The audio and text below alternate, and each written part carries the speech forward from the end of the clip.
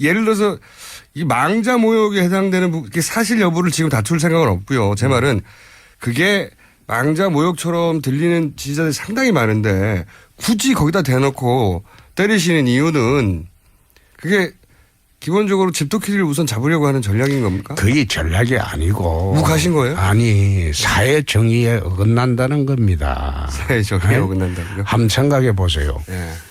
전직 대통령께서 640만 달러 받았다는 것은 팩트입니다. 그런데 팩트인데 그 640만 달러를 받아가지고 돌아가셨잖아요. 네? 극단적인 선택을 하셨는데 다른 사람에 대한 돈은 전부 환수를 했어요. 전두환 돈도 환수를 하고 뇌물을 받아만 국가에 환수를 합니다. 근데 그 돈은 지금 환수가 안 되고 있어요. 그래서 640만 달러라는 돈을 환수를 하는 게 사회 정의에 맞지 않느냐 그 뜻입니다. 무슨 얘기인지 알겠고요. 네. 저는 이 사실관계를 따지는 거는 어차피 저희가 설명을 해봐요. 이게 입장차가 좁혀질 부분이 아니기 때문에 그건 뭐 노무현 재단이는 여기서 하겠죠. 근데 제가 오늘 여쭤보고 싶은 건 뭐냐면 그거를 때려서 본인한테 유리한 게 없지 않습니까 지금? 유리한 게 아니고 그게 내가 계속 이야기를 해도 유불리를 떠나서 그건 사회정의에 안 맞잖아요. 그럼 전직 대통령은 640만 달러 한 70에 가까운 돈을 갖다가 그럼 그걸 받고도 그걸 갖다가 사회 환원도 안 하고 그래 한다는 게 맞느냐 이 말이에요. 그 대목 저도 돌아가시긴 했지만은 할 말이 많은데 그 돈이 그거는 그쪽 캠프나 혹은 노무현 재단에서 할 얘기이기 때문에 제가 굳이 하지 않는데 제가 저기 나오신 도지사님한테 여쭤보고 싶은 것은 하고 많은 사회 정의 중에 그 사회 정의 본인 생각에는 사회 정의라고 하는 분을 때리는 이유는 후보가 문재인이기 때문에 그런 거 아닙니까? 그죠?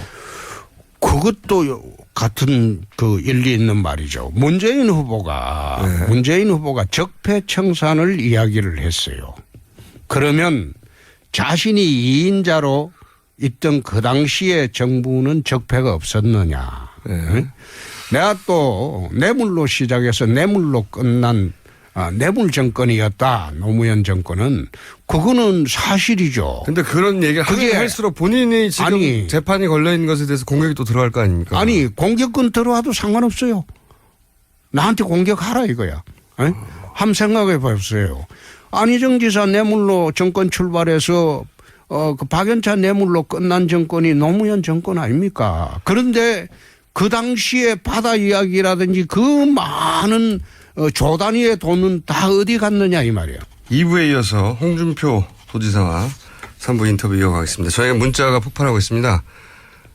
욕이 넘쳐나네요. 도지사님 욕이 넘쳐나고 있어요. 그거는 집에서 할 일 없는 사람들이 들으면서 욕을 하니까 나는 거기에는 전혀 출근길에 사회인들이 지금 방송을 듣다가 도지사님한테 욕을 하고 있는 겁니다. 이 비호감 폭발을 어떻게 하실 겁니까? 비호감이라고 아까 처음 이야기를 쭉 하는데 트럼프가 그렇게 비호감이라도 대통령 됐어요. 지지도하고는 달라요. 모델이 트럼프십니까 지금? 모델이 대통령 가는 모델이 트럼프. 옛날부터 홍준표 방식으로 지금 하고 있는 겁니다. 자, 제가 아시죠? 지금 과거 제1당, 과거 여당, 그리고 보수 제1후보라서 제가 굉장히 예우를 하고, 발언 기회도 많이 드리고, 부드럽게 하고, 이러고 아니, 있습니다. 좀, 세게 해도 돼요. 아니, 이제 후보 되시면, 아직 후보도 안 되셨잖아요. 아니, 후보. 안 되실지도 모르잖아요. 안 되면 편하고. 김종인 전 대표가 변수가 됩니까? 변수라기보다도 민심을 움직이는 데는 아마 큰 그 역할을 할 겁니다. 그렇게 말씀하시는 거 보니까 김종인 전 대표하고 뭔가 손을 잡거나 그럴 생각이 있으시구나. 김종인 전 대표가 제가 보기에는 변수가 되게 어려운데요, 이제는. 꼭 그렇지는 않을 겁니다. 김종인 전 대표께서 주장하는 경제민주화라는 거는 사회 양극화를 해소하는데 가장 중요한 화두기 때문에. 그걸 알고 있는데 김종인 전 대표를 영입하실 생각이십니까? 손을 잡고. 그건 내 후보가 되면 그때 이야기를 하겠습니다. 그런 구상이 있으시구나. 아니요. 원래 이제 그런 이야기하겠습니다. 구상 속에 들어온 사람은 칭찬하고 아닌 사람 막 욕하시잖아요. 그렇지 않아요. 성질대로 하면 그냥 한 대 쥐어 박아버렸으면 좋겠는데. 저도 네, 오늘 많이 참고 합니다 지금. 저도 승리대로 하면 막 말하고 싶은데요. 제 1위 후보라 참고 있는 거예요. 저도.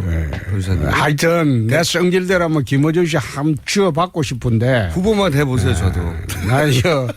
내가 많이 참고 지금 하고 있습니다. 박근혜 전 대통령 구속됩니까?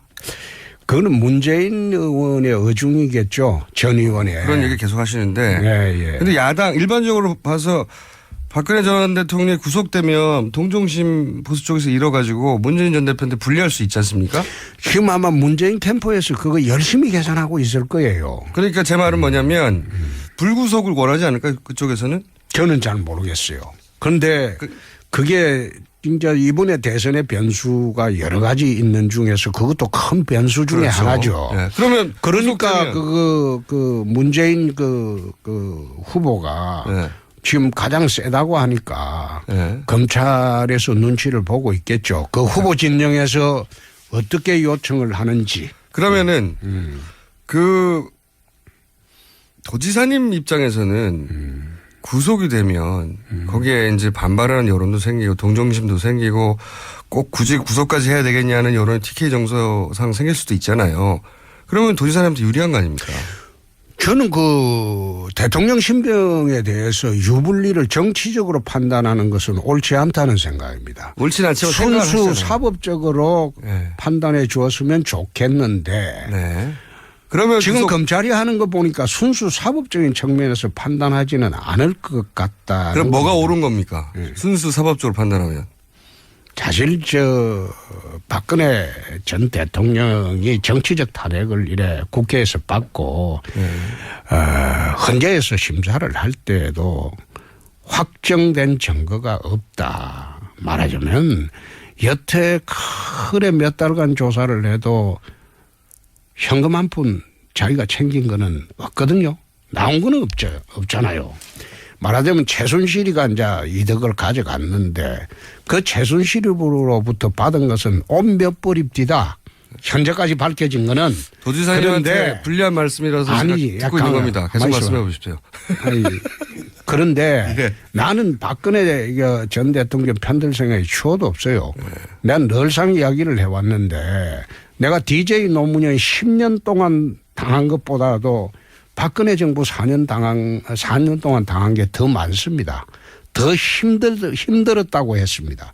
이 정부 4년이 DJ 노무현 10년보다 내 정치하기가 더 힘들었다. 내 그 이야기를 했습니다. 했는데. 예, 그런데. 아이, 감정적으로 하면 내가 편들 필요가 없는데 순수 법률적인 측면에서 보면 꼭 저것이 파면당했어야 할 일이었는가. 헌재 판결도 마음에 안 드시고. 그렇죠. 마음에 그게 안 드시고 1차적으로. 헌법적 재판으로 맞는 것인가. 네.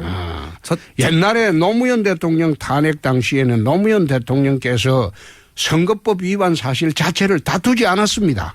그런데 이거는 인정하는 게 하나도 없는데 사법적으로 증명된 것도 하나도 없어요. 검찰이 기소한 거는 검사의 일방적인 주장입니다. 기소한다고 다 유죄되는 게 아니거든요. 물론 그런데요. 그런데 자, 예. 그걸 두고 지금 또 이제 신병 가지고 그러고 있는데 저는 그걸 갖다가 순수 사법적인 측면에서만 검찰이 바라봤으면 좋겠다. 예. 이런 생각인데. 그러면 그게 구속이 맞나요? 불구속이 맞나요? 그거는 그 검찰에서 판단을 하겠죠. 순수. 아니 나는 그 검찰 이야기를. 출신이시고 법률가 아닙니까? 순수 사법적인 판단을 요즘 하시면. 검찰은 내가 그런 이야기를 했어요. 풀은 바람이 불면 눕는데 요즘 검찰은 바람이 불기 전에 눕는다. 그러니까 그 검찰이 어떤 판단을 할지 말고 도지사님이 보시기에 순수 사법적으로 이게 구속되는 게 맞습니까? 불구속이 맞습니까? 내가 그거 이야기 안 하려합니다. 아니 평소 도지사님 제가 아는 십몇 년 동안의 성향대로면 이거 구속 수사를 주장해야 맞는 거 아닙니까? 이게 지금 생각해보세요. 증거. 아니. 예. 김어준 씨 지금 재판 받고 있잖아요. 뇌물죄 혐의도 아니 재판받고 있잖아요. 혐의로 이재용 그런데 부회장 그게 구속됐잖아요. 김어준 씨가 재판받는 게 자기는 정당하다고 생각해요? 아니지. 아니, 그런 얘기 말고 박근혜 전 말이 자꾸 대통령의 꼬이는 것 같은데 정확히 이야기해. 저는 안 꼬이고요. 도지사님 저 빠져나가시려고 그러는데 구속 수사가 맞습니까? 불구속 수사가 맞습니까? 그건 내가 판단할 문제는 아니죠. 의견이 있지 않습니까? 나 그 의견도 이야기 안 한다고 정치인이 했잖아요. 의견이 없으면 어떡합니까? 이런 중요한 아니 사안에. 그거는 요즘 검찰이 하도 하는 게 여론 수사를 하기 때문에 내가 더 이상 이야기는 안 하겠습니다. 법대로 하면 구속돼야 되는 게 맞죠? 이야기 안 한다고 했잖아요. 아유 참나. 그러니까 지금 평소 성향대로면 구속 수사 주장하셔야 되는데 친박 지지자들 표 때문에 지금 말을 못 하시는 거잖아요. 당내 경선을 하면서 친박에 기대어서 경선은 하지 않습니다. 하지만 구속 수사 이미 주장 못 하시지 않습니까? 사실상 박근혜 대통령하고 같이 당한 것이 탄핵당한 것이 친박입니다. 그래서 나는 당내 경선하면서 친박 눈치 보면서 경선하지 않습니다. 하지만 구속 수사 주장을 못 하시는 이유는 못하는 게 아니라 요즘 검찰이 마음에 안 든다는 거지. 내가 오늘 10시 반에 검찰 개혁하는 거예요. 그럼 만약에 할 거예요. 구속 수사로 결론이 나면 그것도 문재인 전 대표가 그렇게 하라고 한 거라고 보실 겁니까? 그건 별로 유리한 것 같지 않은데요? 나는 그 정치적 판단을 했다 그래 봅니다. 구속 수사는 야권에 불리하고 이 보수 진영이 좀 유리한 거 아닙니까? 아무리 따져도. 아마 그래 되기가 또 어려울지도 모르죠. 부속 수사, 나는 그러니까 나는 대통령도 파면된 이 시점에서 자꾸 목소리가 들어가시고. 대통령 신병 가지고 정치적 이용을 하려고 하는 것은 예. 정치권에서 그거는 온당치 못합니다. 그건 알겠습니다. 그냥 순수 사법적인 측면에서만 순수 판단해서. 사법적인 판단으로 구속 수사가 맞죠. 아니 그거 내가 이거 딴 거 물으라니까.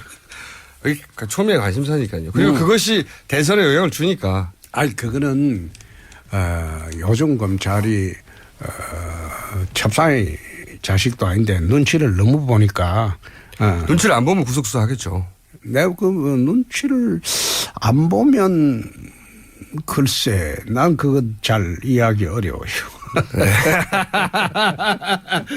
지사님.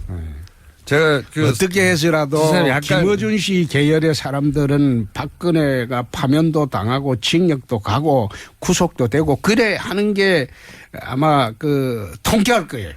그래서 지금 김어준 씨가 지금 그거 가지고 지금 물이 5분 넘게 자꾸 씨름하는데 딴 거 지금 물을 것도 많은데 딴 거 물으세요. 이게 제일 중요합니다. 아이 뭘 중요해요. 왜냐하면 이 결과가 도지사님이 앞으로 정치 행보에도 영향을 미칠 거거든요.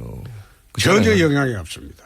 제가 하는 거는 새로운 정부를 만들겠다는 것이 박근혜 정부 2기가 아니기 때문에 본인 지지율이 좀 도움이 될걸요. 구속되면. 박근혜 그 정부 2기가 아니기 때문에. 이긴 아니죠. 지지율에 도움이 된다 이거죠. 지지율에는 나는 박근혜 도움 받아가지고 지지율 올릴 생각 추호도 없습니다. 그러면 구속이나 불구속 말씀하셔야죠. 그게 또 원래대로 목소리 작아지신다. 이제 그만하고 딴 거 물으세요. 자, 알겠습니다. 성질 같으면 막. 아니 저도 평소 같으면 이거보다 훨씬 세게 합니다. 일이니까 제가 봐드리는 거예요. 후보 된 다음에 서로 한번 세게 해보죠. 자, 민주당에서 누가 제일 상대하기 어렵습니까? 민주당은 그 문재인 후보가 제일 그 저희들로서는 각을 세우기가 좋은 후보죠. 그럼 거꾸로 상대하기가 쉬운 거네요. 문재인. 쉬운 게 아니고. 예. 각이 잘 잡힌다. 정치에서는 대결 구도가 잘 나오니까. 양친명이 대결 구도를 잡히면 각을 세우기가 제일 좋은 후보죠. 그러니까 자꾸 노무현 얘기하시는 거고요. 그죠? 뭐 그렇다고 이해하세요. 이제야 싫다하시네. 자, 그러면 만약에 안희정, 이재명 두 후보 중에 한 사람이 된다 하면 그거는 내가 보니까 가능성이 거의 없을 것 같아서 그렇게 보이십니까? 답변하지 않겠습니다. 네. 김진태 당내에서 김진태 후보에 대해서는 나랑 비교하지 말라고 하셨던데 초반에 기자들한테 버럭 화내시면서 아니 감정 나오셨던데 그때. 격이 좀 다르죠. 어떻게 다릅니까? 그거는 어떻게 다릅니까? 알 거예요. 자세히 듣고 싶습니다. 아니 그거 안 들어도 그거 가지고 싸움 붙이지 말고. 그러니까 이제 뭐 정치 경력도 좀 다르고 본인이 훨씬 선배고 선전수전 다 겪었고 이런 의미인 건가요? 김진태 후보하고는 비교하지 말고 이제 다른 거 좀. 당내 지금 시간도 얼마 안 남았는데 뭐 좀 물을 게 많을 건데. 김진태 후보 여론조사가 5%까지 나옵니다. 네, 네. 하여튼 그거 가지고 약 올리려고 하지 말고 딴 거 물으세요. 격차가 크지 않은데. 근데 이제 걱정 별로 안 하시는군요. 그렇습니다. 걱정 별로 안 내가 이길 것이다. 예. 지금 이번 대선은 4자구도입니까? 5자구도입니까? 막판에. 3자구도입니까? 현재로서는 저는 도지사님 구도대로 간다면 어떻게 되는 겁니까? 사자구도가 되지 않을까 그런 생각입니다. 민주당 후보 하나, 네. 자유당, 바른당, 정의당. 그리고 국민의당은요? 아니 그 바른정당하고 삼자구도잖아요. 자유한국당은 네. 아마 단일화되기가 쉬울 것이고 그다음에 중도의 그 국민의당 하나, 국민의당 그다음에 자유한 그 심상정 씨. 예, 정의당. 그다음에 사당 체제로 아마도 사자구도가 되지 사자구도. 않을까. 사자구도에서 1위 하기 쉽지 않습니다. 지금 보수 후보군이 현재 기준의 지지율로 보면 2등도 아니고 3등까지 나오고 그러는데요. 지금요. 예. 대선 여론 형성을 보면 예. 후보가 되고 난 뒤에 거의 20%가량이 출렁거립니다. 그런 경우도 있습니다. 예. 지난번에 박근혜 문재인 후보가 맞붙었을 때도 그때도 처음 출발할 때는 거의 20% 차이 났어요. 네. 내가 본 대선 후보 지지도가. 근데 마지막까지 할 때는 거의 1% 가까이 1.5%인가 거의 박빙으로 이겼어요. 대선이라는 거는 지금 좌파 우파 구도가 되고 난 뒤 대선이라는 거는 친영 싸움입니다. 예? 해방 직후에 우리나라가 자위구역으로 갈려졌어요. 그리고 박정희 쿠데타 일어나고 난 뒤에 민주 반민주로 갈라졌어요. 지금은 노무현 대통령이 2002년 들어오고 난 뒤에 대한민국이 지금 거의 20년째 좌파우파로 갈라져 있습니다.